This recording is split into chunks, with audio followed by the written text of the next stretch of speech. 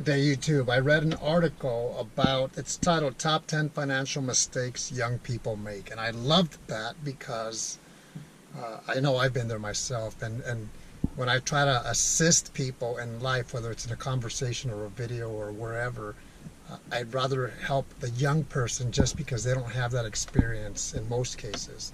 Not in every case, but they don't have that experience or that wisdom that we as individuals should get as we grow. And unfortunately, there are older people who make these mistakes.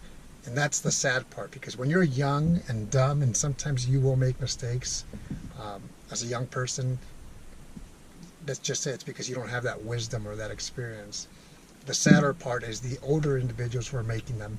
The article was on financialpost.com. I'll put the link at the bottom of this video. 10 things. So they talk about 10 things, and I'll give you my version of those 10 things. First one is misunderstanding credit cards. When I was a financial counselor, the young airmen would say, how do I build my credit? How much do I have to spend? And here's the thing, the response is misunderstanding credit cards. I was there as well when I was younger. It's one of those things that you have to realize it's there, but you don't have to have it. Most people do have them, a credit card, and most people use them because that's how they think it's there for me to get what I can't afford, but I can make the payments. And I was in that same position. My wife and I have one credit card. We've had it for 20 years, and we have not paid a single cent in interest. Now, when I was younger, it wasn't like that.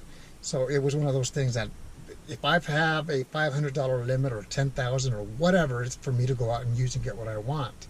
Whether it's a GoPro, which is this right here, or whatever it is that I want. And that's what people do, is they make the mistake that they focus more on, can I afford the minimum payment?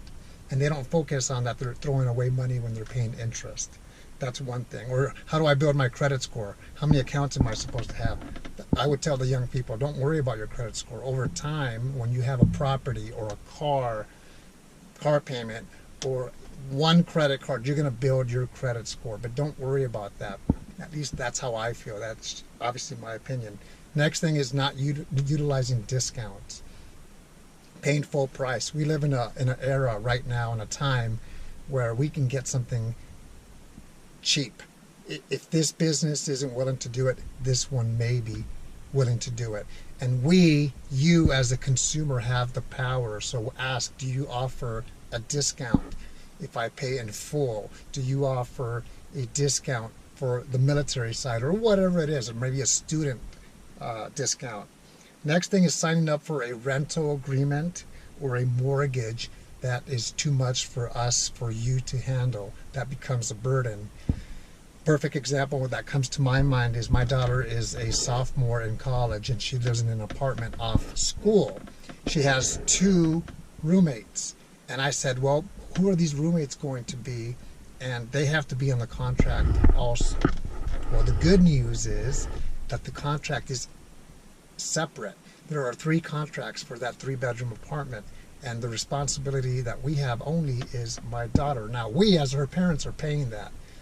But a lot of people get into a lease, a rental agreement, or a mortgage where they're just super excited, but they're not thinking wisely in the sense, can I really afford this based on my income and my expenses? And it ties into the next 4th reason, is not having a budget. Believe me, for many years, 18 to maybe 24, 6 years, I lived without having a budget, and I paid the consequences in a negative way because I didn't know where my money was going. Where I would get paid on the 1st, and by the 3rd, after paying your rent and your utilities and your food, I was broke 3 days later. And then on the 15th, when I would get paid, by the 19th, I was broke. You have to have a budget. Budget is not a bad thing. It's definitely required, and it will be the difference between success and struggle, or success and failure. Believe me, budget. If you forget everything, you have to have a budget. It's not a bad word. Next thing is not having a rainy day account. And I like to tell anybody who's watched the video, or anybody in a class that I've ever taught on finances in the past, is life will happen to you and to me, guaranteed. Maybe it's not this year, maybe it is in 2 years, but life will happen and an emergency will happen. And what happens is if you don't have a rainy day account, most people put their expense or their emergency on a credit card.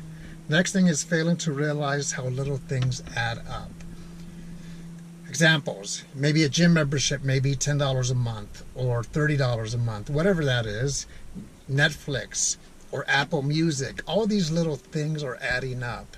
And if you have them, they should be on your budget. That way you know exactly where your money is going. Little things do add up. It's true in life as well. Next thing is ATM fees. If you have a bank or credit union that's out of state, if that's the case, most likely you are withdrawing money and you are paying ATM fees, whether it's $250, $350, $150, or whatever. The best thing that you can do is what I do, is I withdraw money on the 1st and the 15th, twice a month, for the most part.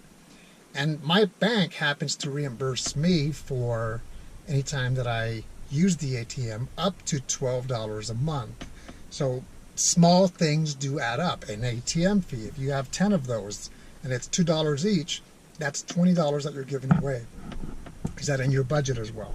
Number 8 is falling into the trap of automatic prepayments.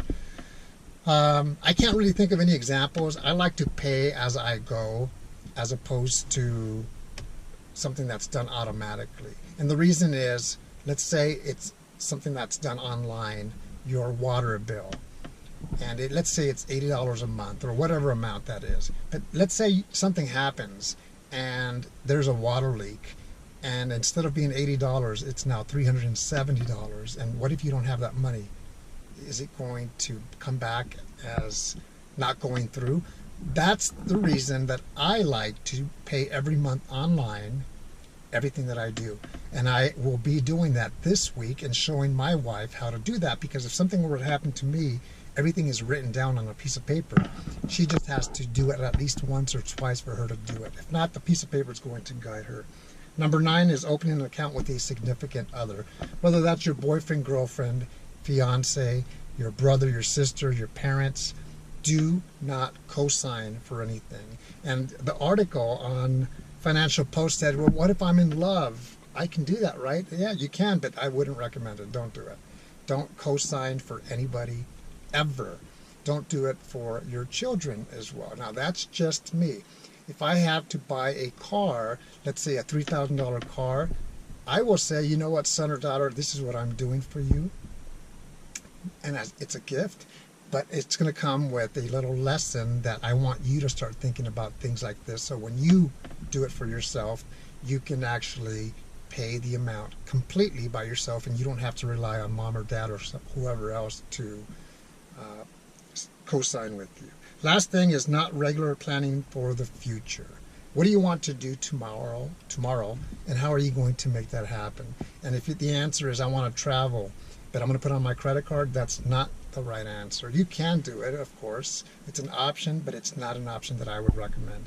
Some other things that I have that I'm going to add is individuals sometimes are not taught about finances. I'm a perfect example of that, except work hard, play hard, save money as well. The very basics.